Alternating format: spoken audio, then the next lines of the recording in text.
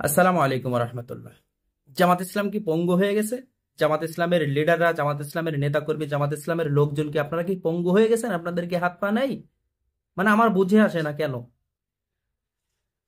মানে সাইদি সাহেব, নিজামী, কাদের মোল্লা, অসংখ্য নেতাকে ফাঁসিতে ঝোলাইছে। এই ফাঁসিতে ঝোলানোর যে বৈধতা, এই বৈধতা দিয়েছিল এই ইমরান এই সরকার আর এই লাকি আক্তারের মতো এই যারা জারদ সন্তান রয়েছে, এরকম কিছু জারদ সন্তানে বৈধতা দিয়েছিল বা জায়েজ দিয়েছিল।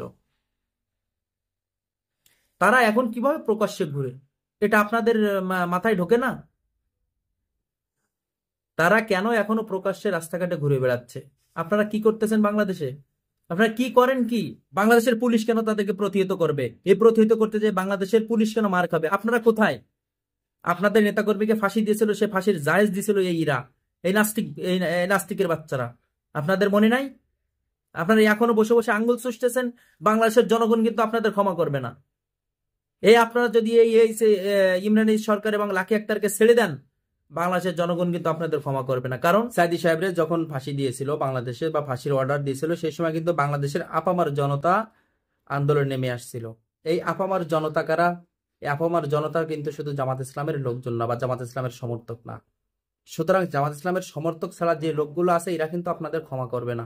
জামাত ইসলামের সমর্থকরা আপনাদের ক্ষমা করলেও এই ইমরান এই সরকার এবং লাকি আক্তারকে জনগণের হাতে তুলে দেন। পুলিশের হাতে তুলে দেওয়ার দরকার নেই। জনগণ যেটা ভালো বুঝবে সেটা করবে।